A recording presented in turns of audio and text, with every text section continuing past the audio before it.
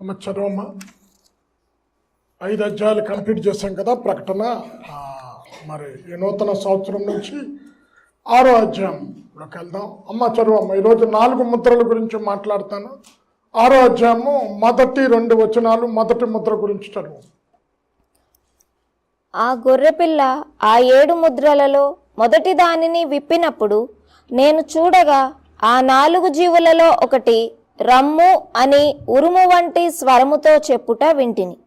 మరియు నేను చూడగా ఇదిగో ఒక తెల్లని గుర్రము కనబడెను. దాని మీద ఒకడు విల్లు పట్టుకొని కూర్చుండి ఉండెను. అతనికి ఒక కిరీటం ఇయ్యబడెను. అతడు జయించుటకు బయలు వెళ్ళెను. చాలు, ప్రార్థన చేసుకో. అత్యంత ప్రేమ, కృప, కనికరం కలిగిన మా తండ్రి, నీ మహాకృపను బట్టి మనకు నూతన సంవత్సరాన్ని మాకు అనుగ్రహించావు. ఈ నూతన సంవత్సరంలో మొట్టమొదట బైబిల్ స్టడీలో మమ్మల్ని ప్రవేశపెట్టావు నానా. మరి ఈ సంవత్సరం నుంచి అంచె దినాలలో జరగబో శ్రమలను గురించి ధ్యానం చేయటానికి కృప చూపిస్తున్నాం. కావలసిన బిడ్డలు ఉన్నారు, వారు త్వరగా తీసుకుని రండి. వాక్యం చెప్తున్న నన్ను నీ సిలువ చాటున మరుగుపరిచి ఈ వాక్యంలో దాచబడిన సత్యములను మా ముందుంచమని యేసు నామంలో ప్రార్థించి వేడుకొనుచున్నాము తండ్రి, ఆమేన్. అమ్మ, ఇది చాలా జాగ్రత్తగా వినాలి. ఇక్కడ కొంతమంది తెల్లని గుర్రం మీద కూర్చున్న వారు యేసుక్రీస్తు ప్రభుల వారు అని తప్పు బోధ చేస్తూ ఉన్నారు. మీకు ఖచ్చితంగా రెఫరెన్స్లు ఇస్తాను. మీరు ఎన్నిసార్లు ఇచ్చినా మళ్ళీ అడగకూడదు. మొన్న ఒకసారి తెనాల్లో అనుకుంటా ఫాస్టర్స్ కాన్ఫరెన్స్లో మళ్ళీ సేమ్ సందేహం. ఏంటి, సంఘం క్షమల్లో విడవబడుతుందా అత్తబడుతుందా? మళ్ళీ వాళ్ళకి రెఫరెన్స్లన్నీ ఇవ్వాల్సి వచ్చింది. మీకు ఇచ్చాను. ఈరోజు సంఘము ఎత్తబడిన తర్వాతే అంత్యక్రీస్తు భూమి మీదకి వస్తాడు.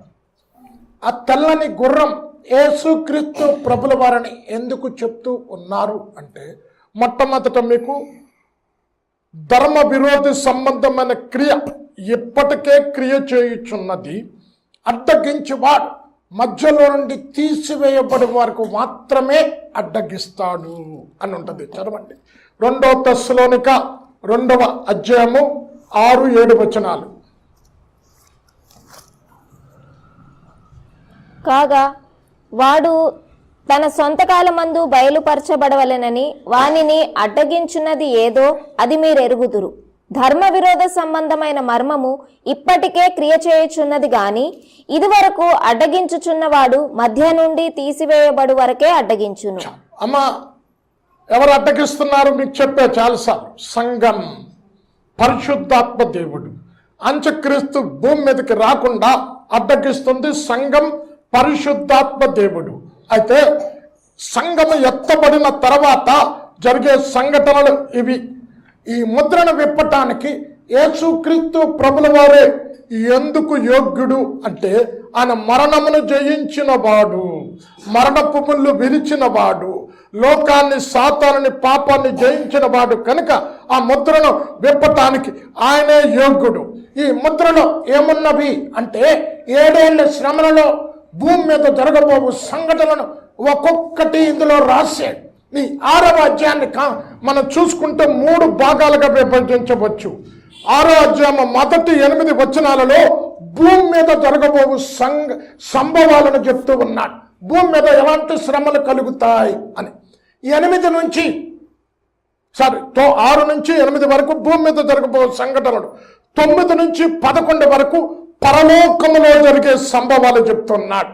12 నుంచి 17 వరకు ఆకాశము నుండి భూమి మీద జరిగేటటువంటి ప్రభావాలను చెబుతూ ఉన్నాడు. అయితే ఇక్కడ కూర్చున్న ఈ తెల్లని వ్యక్తి ఏంటంటే, సమాధానము నేను ఇస్తాను, శాంతిని కలుగజేస్తాను అని ప్రజలను మోసపరుస్తూ అంత్యక్రీస్తు భూమి మీదకు వస్తాడు. అయితే కొంతమంది ఏమని చెప్తున్నారంటే, ఈ గుర్రం మీద కూర్చున్నవాడు యేసుక్రీస్తు ప్రభుల వారు. వారు తీసుకున్న సాదృశ్యం ఏంటో తెలుసండి. ప్రకటన 19వ అధ్యాయము 11 వచనం చదువుకుంటే, ఇక్కడ పరలోకము తెరవబడుట నేను చూచితిని, అక్కడ తెల్లని గుర్రము ఒకటి కనబడింది, తెల్లని గుర్రం మీద ఒక మనుష్యుడు ఆసీనుడై ఉండుట చూచితిని. చదవమ్మా. మరియు పరలోకము తెరవబడి ఉండుట చూచితిని. అప్పుడిదిగో తెల్లని గుర్రం ఒకటి కనబడెను. దాని మీద కూర్చుండి ఉన్నవాడు నమ్మకమైన వాడును సత్యవంతుడును అను నామము గలవాడు. ఆయన నీతిని బట్టి విమర్శ చేయుచు యుద్ధము జరిగించుచున్నాడు. ఇక్కడ ఇది తీసుకొని చెప్తున్నారు ఏంటంటే, చాలా మంది తప్పుడు బోధ బోధిస్తున్నారు. ఆ తెల్లని గుర్రం మీద వచ్చిన వారు యేసుక్రీస్తు ప్రభుల వారు. అయితే మీరు ఈ ప్రకటన 6వ అధ్యాయం మొదటి 2 వచనాలు చదువుకుంటే అతని బుర్ర మీద ఒకే కిరీటం ఉన్నట్టు రాయబడి ఉంది. అయితే యేసుక్రీస్తు ప్రభుల వారికి అనేక కిరీటాలు ఉన్నట్టు రాయబడ్డాయి ఈ తెల్లని గుర్రం మీద ఆసీనుడైన వ్యక్తి. అమ్మ చదవమ్మది. ఆ రెఫరెన్సులు జాగ్రత్తగా గుర్తుపెట్టుకోనండి. ఎన్ని కిరీటాలు ఉన్నాయి? 6వ అధ్యాయం ఒకే కిరీటం. అయితే యేసయ్యకి ఎన్ని కిరీటాలు ఉన్నాయి? ప్రకటన 19వ అధ్యాయం 12వ వచనంలో అనేక కిరీటములను ధరించిన అని ఉంటది. ఆయన నేత్రములు అగ్నిజ్వాల వంటివి, ఆయన శిరస్సు మీద అనేక కిరీటములుండెను.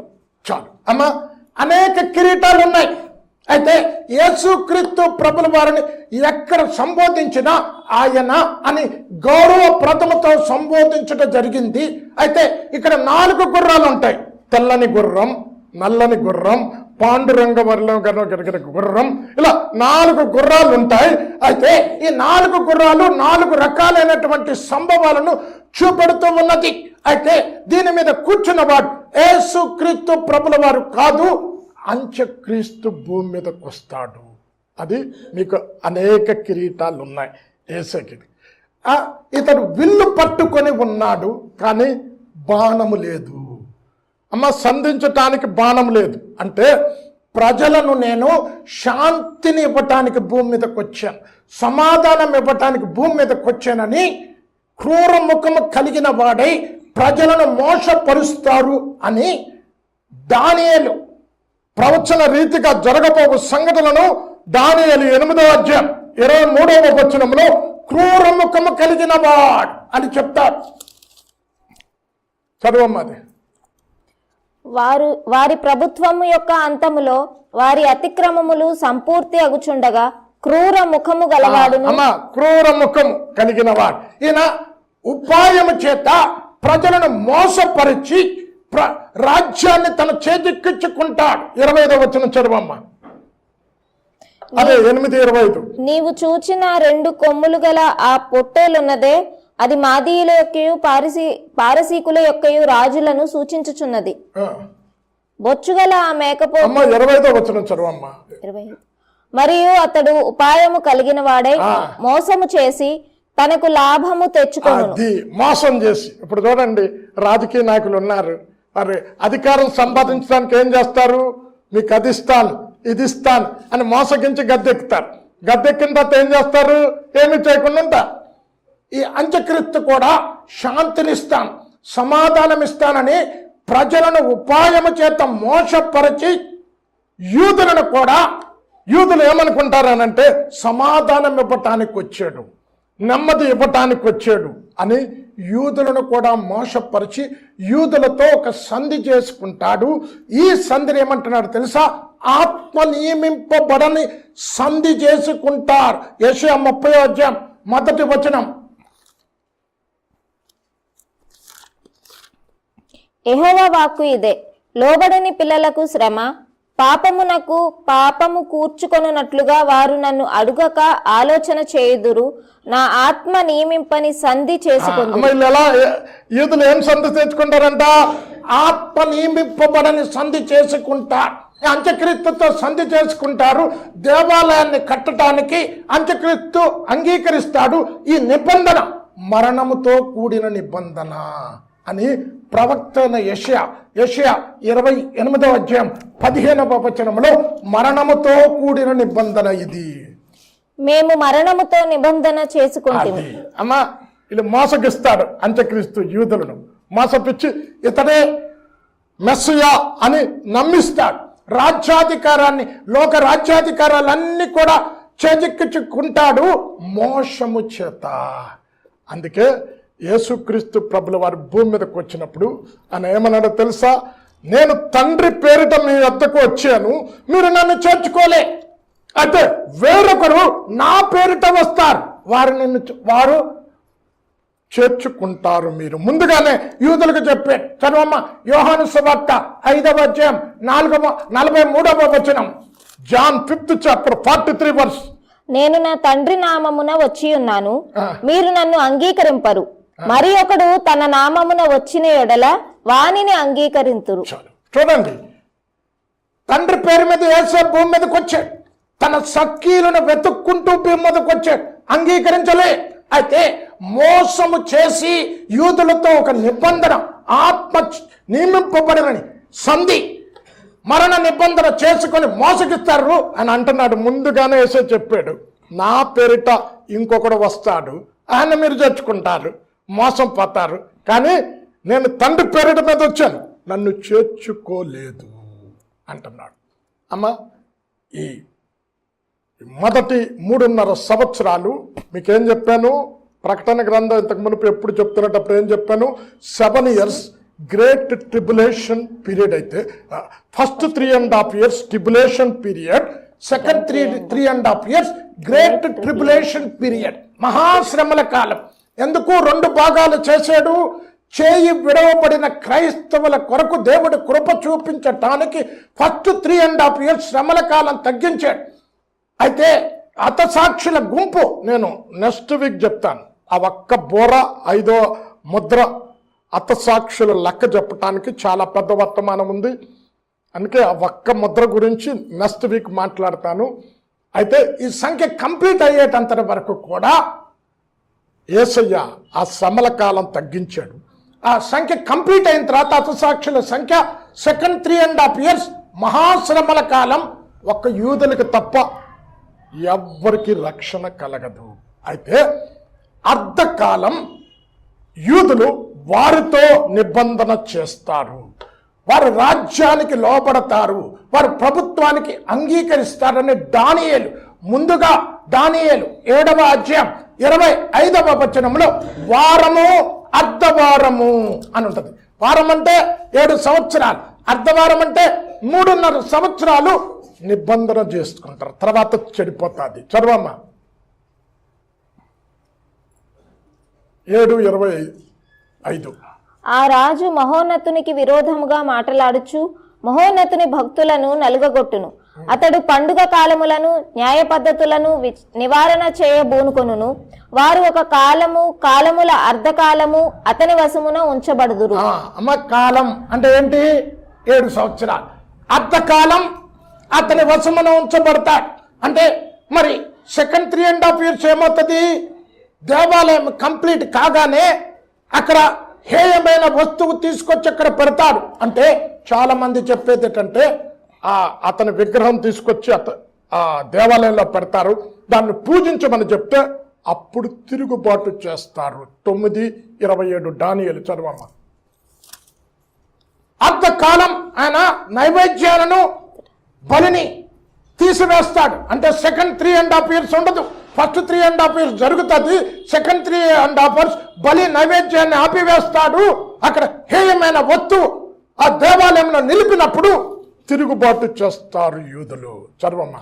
అతడు ఒక వారము వరకు అనేకులకు నిబంధనను స్థిరపరచును. అర్ధవారమునకు బలిని నైవేద్యమును నిలిపివేయును. హేయమైనది నిలుచు వరకు నాశనము చేయువాడు వచ్చును. అమ్మా, దీని గురించి యేసయ్య ఏం చెప్తాడో తెలుసా? అంచె దినాలలో జరగబో సంఘటనల గురించి చెప్తూ మీకు చెప్పాను. అంచె దినాల్లో జరగబో సంఘటనలు సువార్తల్లో ఎక్కడ ఉన్నాయి? మత్తయి 24, మార్కు 13, లూక్ 17. మత్తయి 24:15 వచనం చదవమ్మ. ఇక్కడ యేసయ్య చెప్తాడు, దానియేలు ప్రవచించిన రీతిగా హేయమైన వస్తువు పరిశుద్ధ స్థలంలో నిలిపి ఉన్నప్పుడు చదువువాడు గ్రహించునుగాక. 24:15. కాబట్టి ప్రవక్త అయిన దానియేలు ద్వారా చెప్పబడిన నాశనకరమైన హేయ వస్తువు పరిశుద్ధ స్థలమందు నిలుచుట మీరు చూడగానే చదువువాడు గ్రహించుగాక. చూసారా? చదువువాడు గ్రహించుగాక అంటే ఈ మొదటి ముద్రను విప్పినప్పుడు తెల్లని గుర్రం అంటే ప్రజలను మోసపరుస్తూ నేను శాంతినిస్తాను, సమాధానాన్ని ఇస్తానని రాజ్యాన్ని చేజిక్కించుకుంటారు. అయితే వీరికి రాజ్యాన్ని, కిరీటాన్ని ఎవరు అప్పగిస్తారు అంటే యూరప్ దేశాల్లో ఉన్న 10 రాజ్యాలు కలిపి ఈ క్రూర మృగానికి ఈ రాజ్యాలను అప్పగించి కిరీటం అతని తల మీద పెడతారు. చర్వమ్మ ప్రకటన 17వ అధ్యాయము 12-13 వచనాలు. ఇప్పటికే యూరప్ దేశాలు 10 కలిసిపోయాయి. ఒకే కరెన్సీ 10 దేశాల్లో నడుస్తూ ఉన్నది. ఈ దేశం నుంచి ఆ దేశానికంటే లండన్ నుంచి లక్సంబర్గ్కి వెళ్ళాలన్నా, నెదర్లాండ్కి వెళ్ళాలన్నా వీసా అవసరం లేదు. సేమ్ కరెన్సీ యూజ్ చేయొచ్చు. ఈ 10 రాజ్యాలు కలిపి క్రూర మృగంకి మీద ఆ కిరీటాన్ని పెట్టి రాజ్యాన్ని అప్పగిస్తారు. చదువమ్మ 17, 12, 13. నీవు చూచిన ఆ 10 కొమ్ములు 10 మంది రాజులు. వారిది వరకు రాజ్యమును పొందలేదు గాని ఒక గడియ క్రూర మృగముతో కూడా రాజుల వలె అధికారము పొందుదురు. వీరు ఏకాభిప్రాయము గలవారే తమ బలమును అధికారమును ఆ మృగమునకు అప్పగింతురు. చాలు. అవును, ఎవరు అప్పగిస్తారు? యూరప్ దేశాలు రాజ్యాన్ని అప్పగిస్తారు. తర్వాత ఇతనికి అధికారం, సింహాసనం, పరిపాలన ఇచ్చే యోగ్య ఇవన్నీ కూడా సాతాను అప్పగిస్తాది అంత్యక్రీస్తుకు. 13:2 ప్రకటన. నేను చూచిన ఆ మృగము చిరుత పులిని పోలి ఉండెను. దాని పాదములు ఎలుగుబంటి పాదముల వంటివి. దాని చివరి లైన్ చదవమ్మా 2. తన సింహాసనమును గొప్ప అధికారమును ఇచ్చెను. సింహాసనమును అధికారమును ఎవరిచ్చారు? సాతానుడు అప్పగించాడు ఈ అంత్యక్రీస్తుకు. అయితే ఈ అంత్యక్రీస్తు నేనే క్రీస్తునని చెప్పుకొని వస్తాడు అని యుగాంతమందు జరగబో సంఘటనల గురించి చెప్తూ యేసుక్రీస్తు ప్రభుల వారు మత్తయి 24వ అధ్యాయం 4-5 వచనాలలో ఆ దినమున నేనే క్రీస్తునని అనేకులు వస్తారు, మిమ్మల్ని మోసపరుస్తారు. 24 మత్తయి 4:5. యేసు వారితో ఇట్లా నేను ఎవడును మిమ్మును మోసపరచకుండా చూచుకొనుడి. అనేకులు నా పేరట వచ్చి నేనే క్రీస్తునని చెప్పి పలువురిని మోసపరచెదరు. ముందుగానే ఈయన మెస్సీయ అనుకుంటారు. ఎవరు? యూదా జనాంగం. ఈయన వెలుగుదూత వేషం వేసుకొని వస్తాడు, నీతి పరిచారకులని చెప్తాడు. అంటే నీతిని స్థాపించటానికి, నీతి చెప్పున రాజ్యాన్ని పరిపాలన చేయటానికి నీతి పరిచారకులు అని ఈ అబద్ధ క్రీస్తు వెనకాతలు ఉన్న వాళ్ళందరూ వచ్చి వెలుగుదూత వేషం వేసుకుని మోసపురుస్తారు. పౌలు గారు 2 కొరింథీ 11వ అధ్యాయం 14-15 వచనాలలో చక్కగా రాశాడు.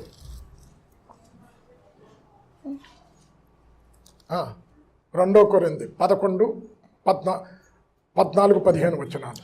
పురుషుడు సాతాను తానే వెలుగుదూత వేషము వేసుకుని చదవమ్మా 2 కొరింథీ 11.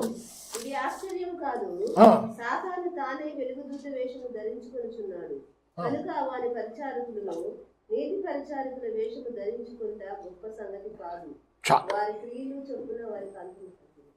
ముందుగానే వెలుగుదూత వేషం ఇరటి నీతి పరిచారకులు అని కొంతకాలం రాజ్యాన్నంతా చేజించుకోవటానికి, అంటే మోసము చేసి ఉపాయము చేత లోక అధికారాలన్నీ కూడా పరిపాలన చేయటానికి మోసం చేసి వస్తాడు. అది కొంతకాలం. ఇది మొదటి ముద్ర. ఆ తెల్లని గుర్రం మీద కూర్చున్న వ్యక్తి యేసుక్రీస్తు ప్రభుల వారు కాదు అనటానికి పర్ఫెక్ట్ ఎగ్జాంపుల్ ఇంకోటి ఇస్తాను. అమ్మ మత్తయి 24వ అధ్యాయం పట్టుకోమ్మా. ఇక్కడ అంటే శ్రమల కాలము ముగిసిన తర్వాత సూర్యుడు నలుపోతాడు, చంద్రుడు తన కాంతినివ్వడు, ఆకాశ నక్షత్రములు రాలిపోతాయి.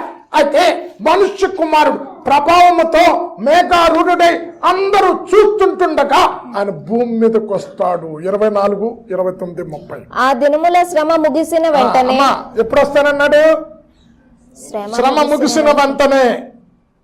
నీకు 2 రిఫరెన్సులు ఇచ్చా పర్ఫెక్ట్ గా. ఆయన యేసు కబ్రు వారు కాదు, అంత్యక్రీస్తు అని. ఎప్పుడు వస్తానన్నాడు? శ్రమలు ముగిసిన తర్వాత, అంటే 7 ఏళ్ల శ్రమలు అయిపోయిన తర్వాత. చదువమ్మా. ఆ దినముల శ్రమ ముగిసిన వెంటనే చీకటి సూర్యుని కమ్మును, చంద్రుడు కాంతిని ఇయ్యడు, ఆకాశము నుండి నక్షత్రములు రాలును, ఆకాశమందలి శక్తులు కదిలింపబడును. అప్పుడు మనుష్య కుమారుని సూచన ఆకాశమందు కనబడును. అప్పుడు మనుష్య కుమారుడు ప్రభావముతోనూ మహామహిమతోనూ ఆకాశ మేఘారూఢుడై వచ్చుట చూచి భూమి మీదనున్న సకల గోత్రముల వారు రొమ్ము కొట్టుకొందురు. ఇక్కడ కిరీటము ఒకటే ఉన్నట్టుంది. జయించుచు యేసు ఆల్రెడీ జయించాడండి. విల్లుంది, బాణం లేదు సంధించటానికి.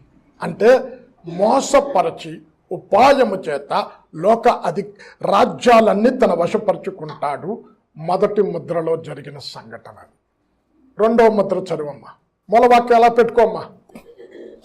ఆయన రెండవ ముద్రను విప్పినప్పుడు రమ్ము అని రెండవ జీవి చెప్పుట వింటిని.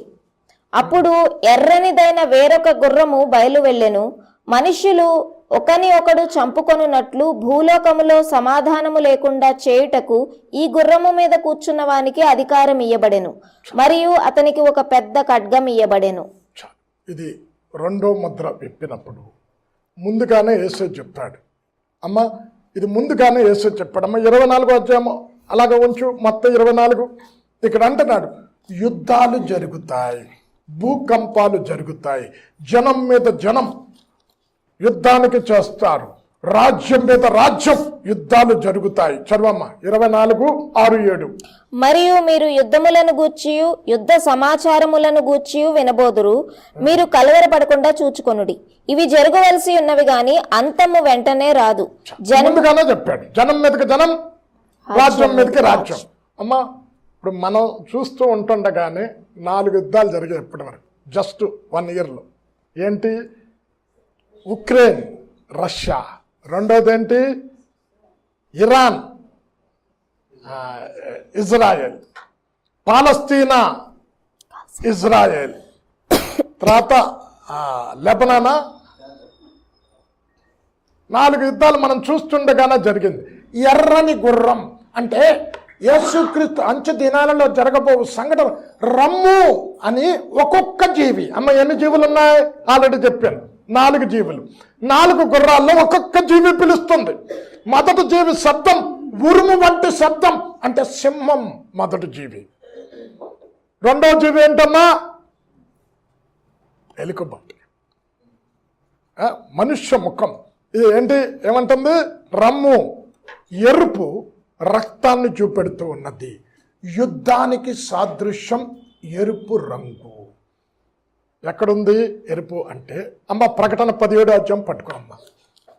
బబులోను స్త్రీ గురించి చెప్తూ, బబులోను స్త్రీ అంటే మహావేశ్య అయిన బబులోను స్త్రీ ఎర్రని దాని మీద కూర్చుంటాది. సాతాను గురించి ముందుగానే చెప్తున్నాడు. ప్రకటన 17:3. అప్పుడు అతడు ఆత్మవశుడనైన నన్ను అరణ్యమున కొనిపోగా దేవదూషణ నామములతో నిండుకొని 7 తలలను 10 కొమ్ములను గల ఎర్రని మృగము మీద కూర్చుండిన ఒక స్త్రీని చూచి. ఎర్రని ఇప్పుడు ఇదేంటమ్మా? ఎర్రని గుర్రం. గుర్రం దేనికి సూచన? యుద్ధానికి సూచన గుర్రం. ఎక్కడుంది అమ్మా? సామెతలు 21:31. ఇక్కడ అంటున్నాడు, యుద్ధమునకు గుర్రమును ఆయుత్తపరచు.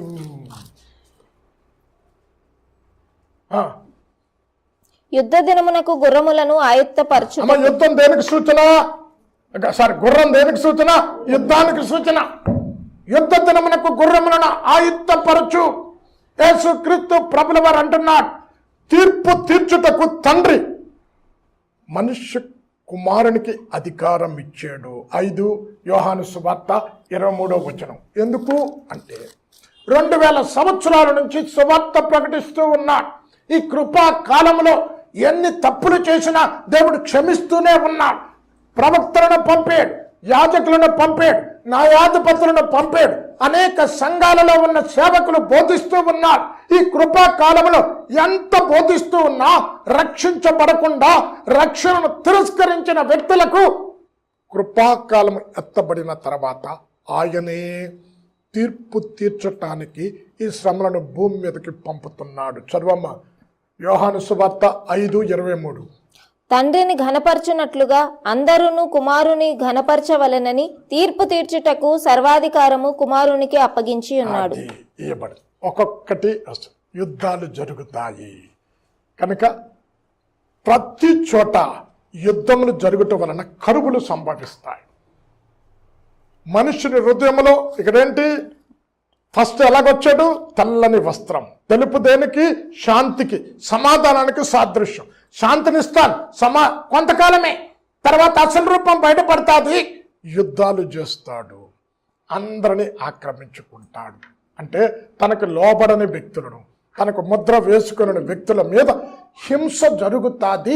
ఇది రెండో ముద్ర ఎప్పినప్పుడు ఏ రాజ్యం, ఏ దేశం అయితే ఆయన ప్రభుత్వానికి అంగీకరించదో, ఆయన పరిపాలనకు లోబడదో, ఆయన అధికారానికి లోబడదో వారి మీద యుద్ధం చేస్తాడు. యుద్ధాలు జరుగుతాయి. అక్కడక్కడ ప్రజలలో నెమ్మది ఉండదు, శాంతి ఉండదు. ఈ ఏర్పు దేనికి సాదృశ్యం అంటే యుద్ధానికి, రక్తపాతము ద్వారా మనుష్యులు మరణిస్తారు. బీభత్సం ప్రపంచంలో జరుగుతుంది. రెండవ ముద్ర విప్పినప్పుడు. మూడవ ముద్రకి వెళ్ళమ్మా. ఆయన మూడవ ముద్రను విప్పినప్పుడు రమ్ము అని మూడవ జీవి చెప్పుట వింటిని. నేను చూడగా ఇదిగో ఒక నల్లని గుర్రము కనబడెను. దాని మీద ఒకడు త్రాసు చేత పట్టుకొని కూర్చుండి ఉండెను. మరియు దేనారమునకు 1 సేరు గోధుమలనియు, దేనారమునకు 3 సేర్ల యవలనియు, నూనెను ద్రాక్షారసమును పాడు చేయవద్దనియు ఆ 4 జీవుల మధ్య ఒక స్వరము పలికినట్టు నాకు వినబడెను. అమ్మా, ఇప్పుడు నల్లని గుర్రం దేనికి సాదృశ్యం అమ్మా? కరువుకు సాదృశ్యం, కోపానికి, ఉగ్రతకు సాదృశ్యం. అంటే ఇన్ని సంవత్సరాలు ఓపిక పట్టాడు, సానముతో ఎదురు చూశాడు. ఇప్పుడు దేనారానికి 1 సేరు గోధుమలు, 3 సేర్లు యవలు ఇస్తాను అంటే, అంచు దినాలలో ఈ నలుపు దేనికి సాదృశ్యం? కరువుకు సాదృశ్యం అని విలాప వాక్యాలు 5వ అధ్యాయం 10వ వచనంలో మహా భయంకరమైన కరువు వచ్చి మా చర్మము ఏంటి నలుపాయను అని ఉంటది. చర్మమ్మ. మహాక్షామము వలన మా చర్మము పొయ్యి వలె నలుపెక్కెను. ఈ నలుపు దేనికి సాదృశ్యం అమ్మా? క్షామం ఉంది కదా అక్కడ. చర్మము క్షామం వల్ల మా చర్మము నలుపాయను. ఎందుకు క్షామం సంభవించింది? వాక్యానికి లోబడకపోతే, వాక్యానికి విధేయత చూపకపోతే, అంచె దినములలో వాక్యమునకు లోబడని వారి మీద క్షేమాన్ని పంపుతా. ఆ క్షేమం నా మాట వినకపోవడం వలన కలిగిన క్షేమం. చదువమ్మ ఆమోసు 8:11.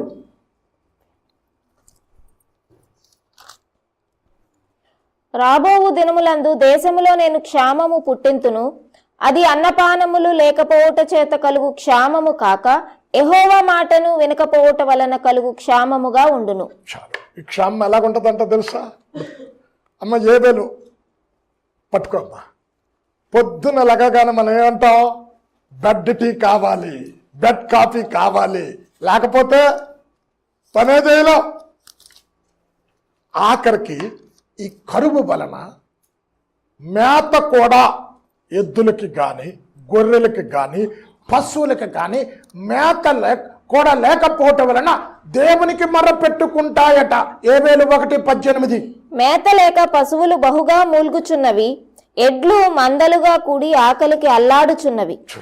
ఆకలికి ఎడ్లు అమ్మ, ఇంకా మరి మేత ఉంటేలే కదా పాలిచ్చేది. అంటే తాగటానికి ఇప్పుడు ఎక్కడ చూసినా ఏమంటారు? హోటల్ మిల్క్ షేక్ అంటాం, ఇంకేంటి రకరకాల షేకులు. ఆ షేకులు ఏముండవు. కాఫీ పబ్బు, ఏంటి కాఫీ కేఫ్లు ఏముండవు, పాలుంటాయి కదా. అంటే మేత లేకపోవటం వలన ఎద్దులు అల్లాడుతాయి, సృష్టికర్తకు మొరపెట్టుకాయి, ఆకలితో అలమటిస్తాయి. దేవుడు తన మాట వినని ప్రజల కొరకు 4 రకాలుగా దేవుడు శిక్షించినట్టు పరిశుద్ధ గ్రంథంలో రాయబడి ఉంది. యెహెజ్కేలు ప్రవక్త ముందుగానే తూచి ఆహారాన్ని పంచినట్టు ముందుగానే రాశాడు. చదవమ్మ. యెహెజ్కేలు 4వ అధ్యాయము 10వ వచనములో, నరపుత్రుడా, ఇక్కడ అంటున్నారు, ప్రతి దినము తూనిక చొప్పున 20 తులముల ఎత్తు భోజనము భుజించు, దినదినముకు భుజించు. చదవమ్మ 4:10. నీవు తూనిక ప్రకారము అనగా దినమొకటింటికి 20 తులముల ఎత్తు చొప్పున భుజింపవలెను, వేళ వేళకు తినవలెను. అలాగే ఉంచమ్మా. అంటే ఆహారం దొరక్క ఆ రోజు కొట్లాట్లు హత్యలు ఎలా జరుగుతాయి తెలుసమ్మా? తాగటానికి నీళ్లు కొరకు హత్యలు జరుగుతాయి, తినటానికి ఆహారం కొరకు హత్యలు జరుగుతాయి. ఆఖరికి వారు పెంచుకున్న జంతువులను కూడా వధించి వారు ఆకలి తట్టుకోలేక తింటాయి. అందుకే దేవుడ యేసుక్రీస్తు ప్రభుల వారు భూమి పుట్టింది మొదలుకొని ఏ మనుష్యుడు ఎప్పుడు కూడా అలాంటి శ్రమలను చూడలే. ముందుగానే హెచ్చరించే ఆ శ్రమలలో మీరు విడవబడకుండా ఉండటానికి ముందుగానే హెచ్చరించాడు. అమ్మ ఏడ్చుకెళ్ళి 4వ అధ్యాయం ఉంచే కదమ్మా, 16వ వచనం చదువమ్మ. ఇక్కడ అంటున్నాడు, గోధుమలు దొరకనందున తూనిక చెప్పున ప్రతి వారు బహు చింతతో రొట్టెను భుజిస్తారు. నీరు పానము చేసి త్రాగుచు విస్మయం పొందుతారు. ఏంటి? నీళ్ళు కూడా దొరకట్లేదని. చదువమ్మ 16వ వచనం. నరపుత్రుడా, ఇదిగో యెరూషలేములో రొట్టె అను ఆధారమును నేను లేకుండా చేసినందున వారు తూనిక ప్రకారముగా బహు చింతతో రొట్టె భుజింతురు, నీళ్లు కొలచొప్పున త్రాగుచు విస్మయం పొందుదురు. ఇప్పుడు అందరికీ ఉంటుందా? అయితే కొందరికి ఉండదు ఆకలి బాధ. ఎందుకో తెలుసా? ముద్ర వేసుకున్న వారికి, వారి ప్రభుత్వానికి లోబడిన వారికి. అమ్మ 13వ అధ్యాయం పట్టుకో, ప్రకటన. ఇక్కడ అంటున్నాడు, కొద్ది వారేమి గొప్పవారేమి, ధనికులేమి దరిద్రులేమి, స్వతంత్రులేమి దాసులేమి, వారి చేతి మీద, కుడి చేతి మీద, నుదుటి మీద ముద్ర, తన నామము మన ముద్ర వేయించుకుని వారికి తప్ప క్రయ విక్రయాలు చేయటానికి ఎవ్వరికి అధికారం ఇయ్యలేదు. 13, 16, 17 వచ్చిన. కాగా కొద్దివారు గాని గొప్పవారు గాని, ధనికులు గాని దరిద్రులు గాని, స్వతంత్రులు గాని దాసులు గాని అందరూ తమ కుడి చేతి మీదనైనను తమ నొసటి అందైనను ముద్ర వేయించుకొనున్నట్లును, ఆ ముద్ర అనగా ఆ మృగము పేరైనను దాని పేరిటి సంఖ్య అయినను గలవాడు తప్ప క్రయ విక్రయములు చేయుటకు మరి ఎవనికిని అధికారము లేకుండునట్లు అది వారిని బలవంతము చేయుచున్నది.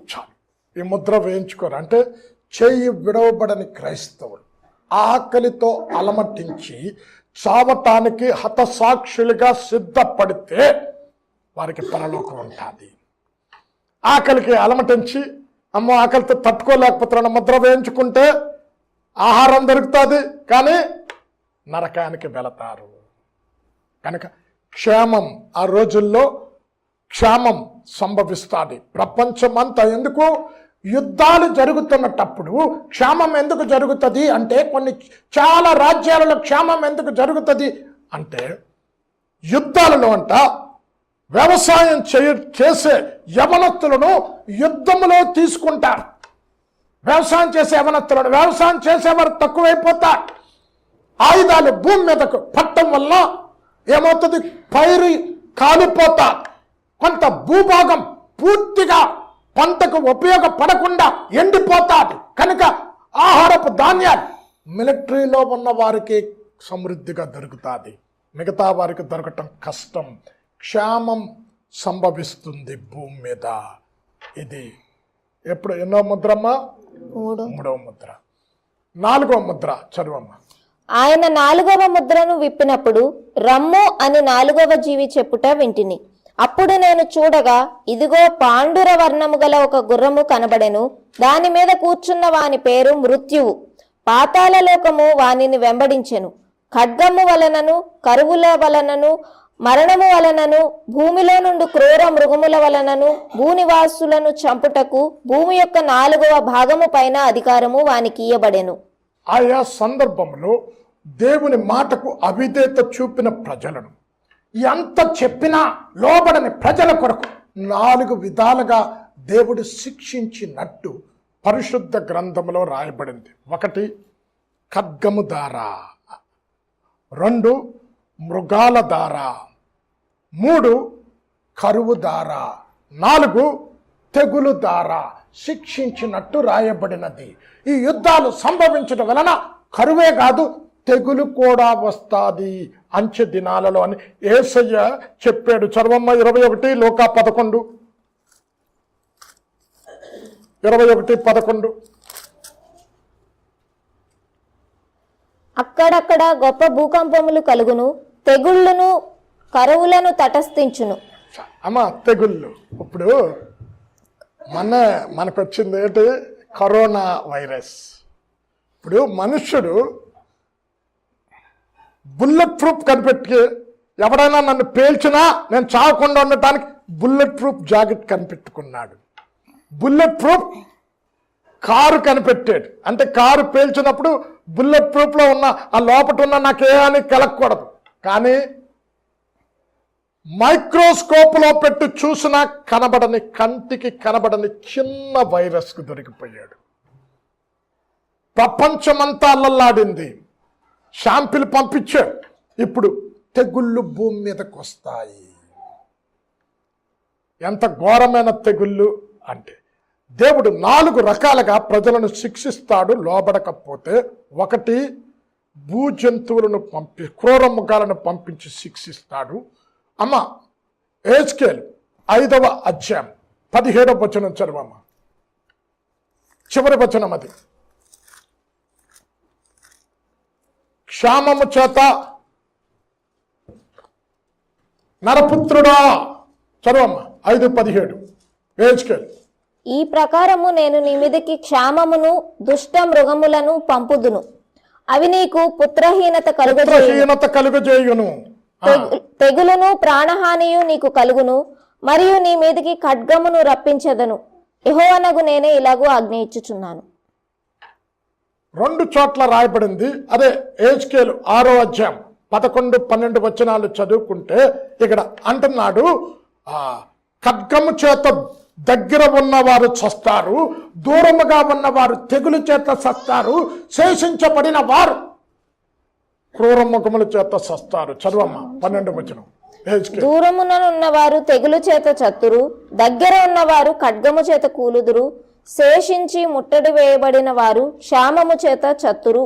ఈ ప్రకారము నేను వారి మీద నా క్రోధము తీర్చుకొందును. అది ఇప్పుడు సెకండ్ 3.5 years ఎప్పుడైతే హేయ వస్తువు దేవాలయంలో కూర్చుండబెట్టాడో యాకోబు సంతతికి ఆపద సంభవిస్తుంది. వారి మీద యుద్ధం చేసి వారిని కూడా జయిస్తాడు. చదవమ్మ ఇర్మియా 30వ అధ్యాయం 6-7 వచనాలు చదువుకుంటే, పురుషులు ఎలాగుంటారంట అక్కడ? ప్రసవించు స్త్రీకున్న నొప్పి వంటి నొప్పి పురుషులకు కలుగుతాది, నడుము వంగిపోతాది. ఇక్కడ అంటున్నాడు యాకోబు సంగతి అంచె దినములలో జరగబోయి ఆపదన గురించి చెప్తున్నాడు. 36:7. మీరు విచారించి తెలుసుకొనుడి, పురుషులు ప్రసూతి వేదనతో పిల్లలను కందురా? ప్రసవ వేదన పడు స్త్రీల వలె పురుషులందరూ నడుము మీద చేతులుంచుకొనుటయును వారి ముఖములు తెల్లబారుటయు నాకు కనబడుచున్నదేమి? అయ్యో, ఎంత భయంకరమైన దినము! అట్టి దినము మరి ఒకటి రాదు. అది యాకోబు సంతతి వారికి ఆపద తెచ్చు దినము. అయినను వారు దానిలో పడకుండా రక్షింపబడుదురు. ఆమె ఇది ఏంటి? యాకోబు సంతతికి కలగబోవు ఆపద దినము. ఇర్మియా 15వ అధ్యాయం 2-3 వచనాలలో ఇక్కడ అంటున్నాడు, కరువు చేత చంపబడిన వారు నియమింపబడతారు, ఖడ్గము చేత చంపబడిన వారు ఖడ్గము చేత కొంతమంది ఉంటారు, క్రూర ముఖముల చేత చంపబడిన వారు క్రూర ముఖముల చేత చంపబడతారు, శేషించిన వారు క్షామము తెగులు చేత చంపబడతారు. 15:2-3 ఇర్మియా. యెహోవా ఈ మాట సెలవిచ్చుచున్నాడు, చావునకు నియమింపబడిన వారు చావునకును, ఖడ్గమునకు నియమింపబడిన వారు ఖడ్గమునకును, క్షామమునకు నియమింపబడిన వారు క్షామమునకును, చెరకు నియమింపబడిన వారు చెరకును పోవలెను. చాలా స్పష్టంగా ముందుగా 4వ ముద్ర పాండురంగ వర్ణము కలిగినటువంటి గుర్రం అంటే తెగులుకు సూచన.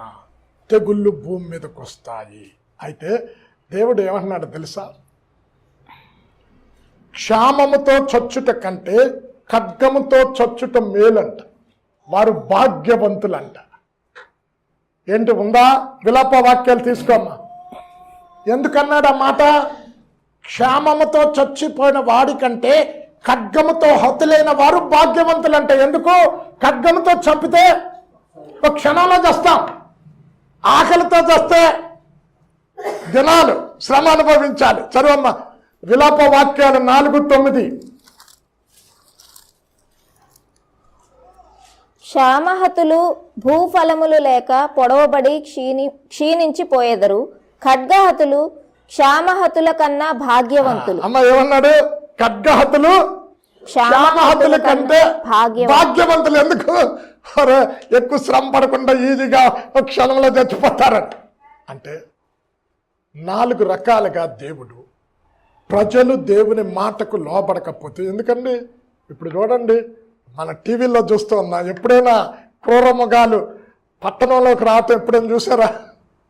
ఎప్పుడు నల్లం ఒకటైనా చూస్తూ ఉంటాం. చిరుతపులు తిరుగుతుంది విలేజ్లో, ఆయన చంపేసింది, ఏనుగు గుర్రం చంపింది, మనిషిని చంపింది, షాంపిల్కి ఇవన్నీ పంపుతూ ఉన్నాడు. అంచె దినాలలో 4వ ముద్ర విప్పినప్పుడు 4 రకాలుగా మనుషులు చేస్తారు. అయితే వీటి నుండి తప్పించబడటానికి నా యేసు ప్రభుల వారు రాజ్యం ఎలాగుంటుందో తెలుసా? ఇప్పుడు 4 ముద్రలు చెప్పాను కదా, 4 రకాల క్షేమాన్ని యేసు ఇస్తాడు. ఇప్పుడు ఏది కావాలో మీరే నిర్ణయించుకోవాలి. నేను ఎత్తబడే గుంపులో ఉండాలా అంటే సిద్ధపాటు కలిగి ఉండాలి. పర్వాలేదులే అనుకుంటే ఈ భూమి మీద శ్రమలకు నువ్వు లోబడి ఆకలితో అలమటించి చస్తారు. చదువమ్మా. ఆయన రాజ్యము నీతితో రాజ్య పరిపాలన చేస్తాడు. ఆయన అధికారాలు న్యాయము చేత అధికారము చేస్తారు. యెషయా 32:1.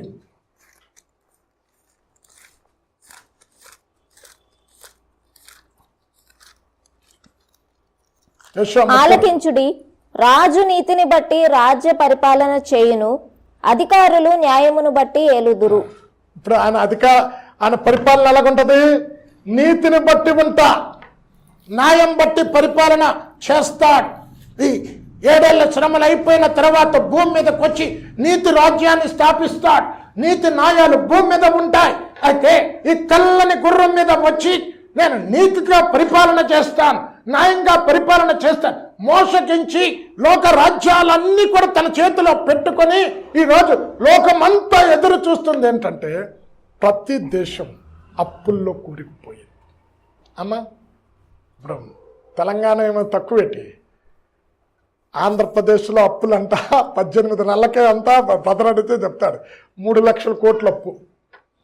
మరి అమెరికా దేశం, చైనాలో బిలియన్స్ ఆఫ్ డెప్ట్ చైనాకు అమెరికా అప్పు ఉంది.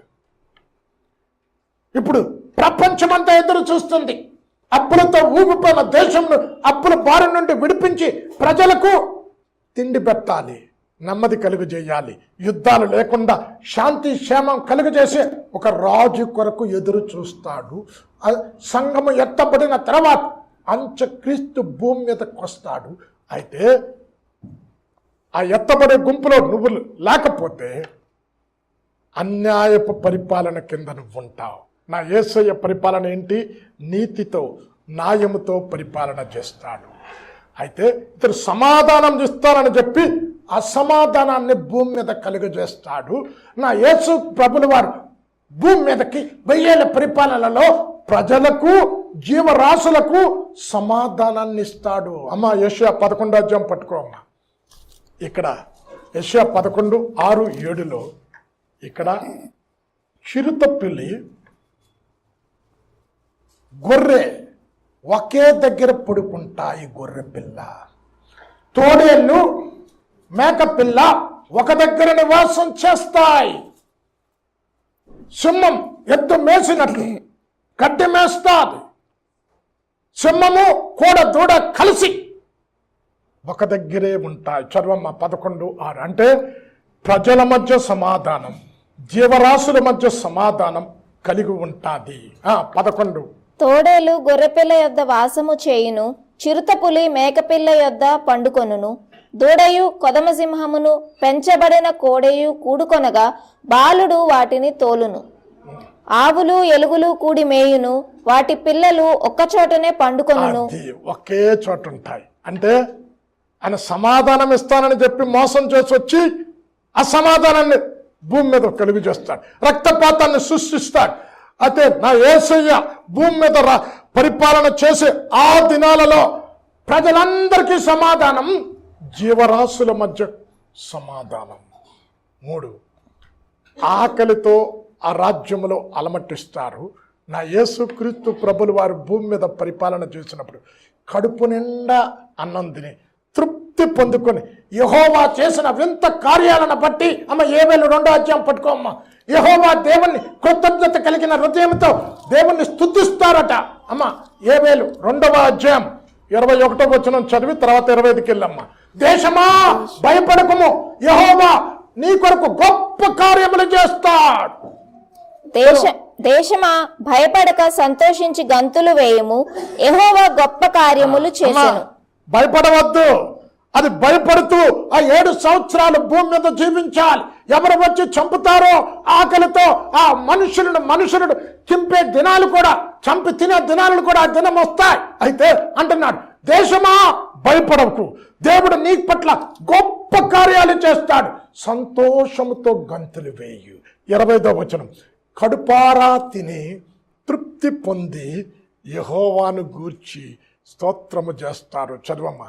మీరు కడుపారా తిని తృప్తి పొంది మీ కొరకు వింత కార్యములను జరిగించిన మీ దేవుడైన యెహోవా నామమును స్తుతించునట్లు నేను. చాలమ్మా. అమ్మ అక్కడేంటి? తూనిక చొప్పున ఆహారం. నా యేసే పరిపాలన ఏంటి? కడుపారా తిని తృప్తి పొందుతారు. అక్కడ యుద్ధాలుంటాయి, తెగుళ్ళుంటాయి, కరువులుంటాయి, క్రూర మృగాలు వచ్చి ఒకరినొకరిని చంపుతాయి. అయితే నా యేసయ్య భూమి మీద జీవించే ఆ పరిపాలన చేసే ఆ కాలంలో లోకమంతా కూడా యెహోవా జ్ఞానముతో నిండి ఉంటాది. నా పరిశుద్ధ పర్వతం మందు ఏ మృగం హాని చెయ్యదు, అందరూ కలిసి ఉంటారు. చదవమ్మ యెషయా 11:8-9.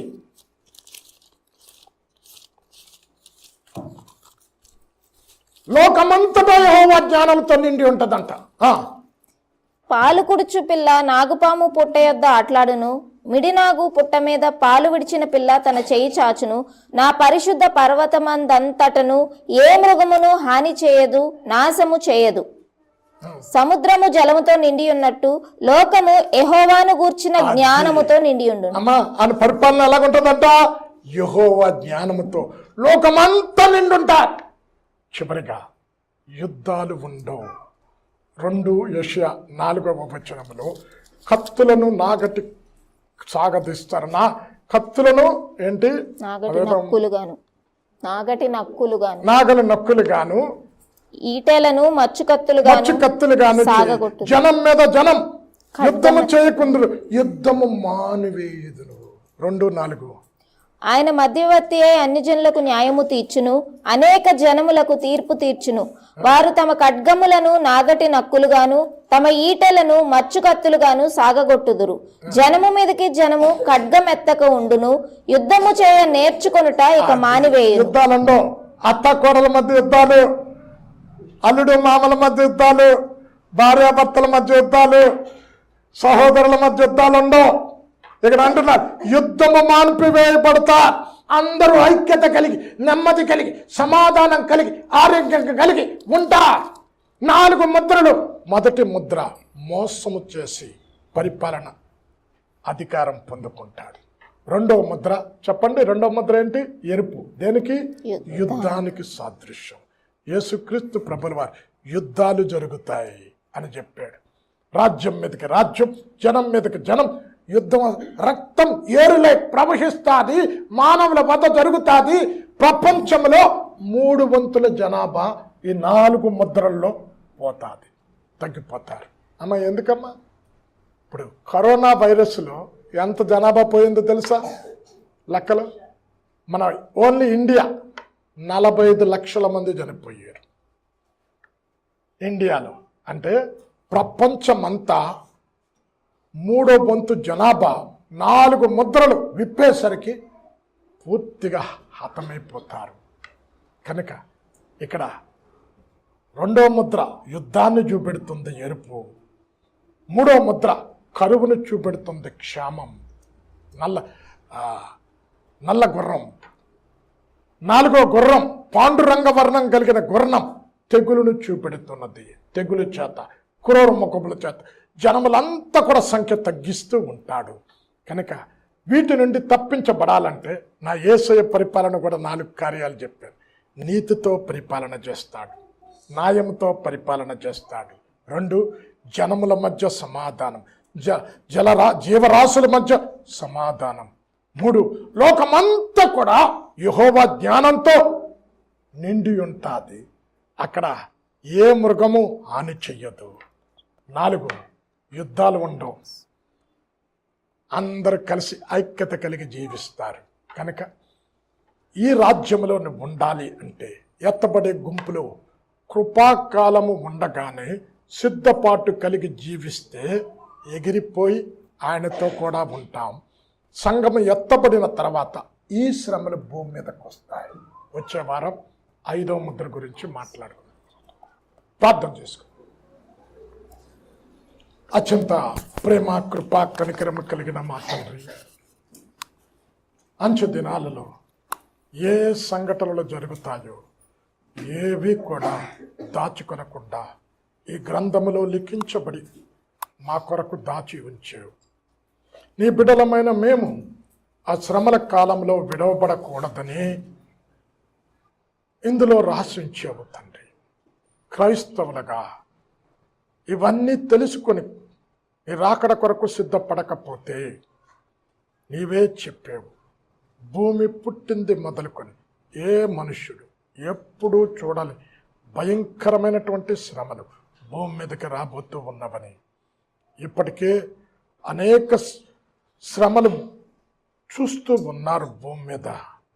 వీటన్నిటిని చూచైనా సంఘము సిద్ధపాటు కలిగి జీవించటానికి నీ రాకడలో ఎత్తబడే గుంపులో ప్రతి క్రైస్తవ కుటుంబ సమేతంగా ఉండుటకు నీకు దయచేయండి. భయమును వణుకుతో నువ్వు మాకిచ్చిన రక్షణను కాపాడుకోవటానికి నీకు దయచేయండి. వచ్చే వారం 5వ ముద్ర హతసాక్షుల యొక్క సంఖ్యను గురించి ప్రతి వారు అర్థం అయ్యే రీతిలో వివరించండి.